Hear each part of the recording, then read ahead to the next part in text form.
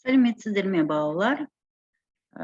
4-ші тоқсанға арналған ғарышқа саяхат ортақ тақырып бойынша бірінші жиынтық бағалау. Сөйлеу әрекетінің түрлері тыңдалым және айтылым, орындау уақыты 20 минут. Балалар, бірінші тапсырманы тағы мәтінді мұқият тыңдаймыз. Және мәтінде төменде берілген суреттерге қандай қатысты ақпараттар бар? Міне кестеге жазамыз міне. Тыңдаймыз. Құс жолы. Айлы түннің бұлтсыз аспанында солтүстіктен оңтүстікке қарай созылып жатқан ақ жолақ көрініп тұрады. Ол құс жолы деп аталады. Оған күн жүйесі және тағы осындай бірнеше жұлдыздар жүйесі кіреді.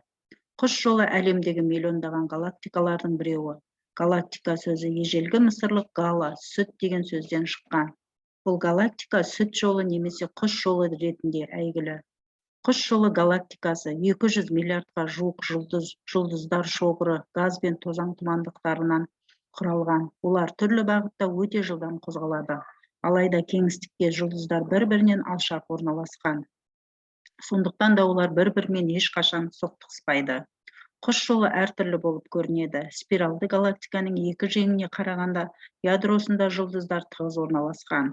Жер ғаламшары құс жолының жеңдерінің бірінде галактиканың шетіне қарай орналасқан. Құс жолы күз айларында жақсы көрінеді. Жыл құстары көктемде келгенде және күзде жылы өлкеге қайтқанда осы жолдың бағытымен ұшады екен. Балалар, мәтінді мұқият тыңдаған болсаңыздар, енді төменде берілген суреттерге қатысты ақпараттарды жазатын боламыз. Міне, бұл жерде құс жолы әртүрлі болып көрінеді. Спиралды галактиканың екі және қарағанда, міне оны қай жерден аламыз оны, балалар? Міне, мәтіннің ішінен аламыз. Міне. Қарағанда ядросында жұлдыздар тығыз орналасқан. Жер ғаламшары құс жолының жеңдерінің бірінде галактиканың шетіне қарай орналасқан.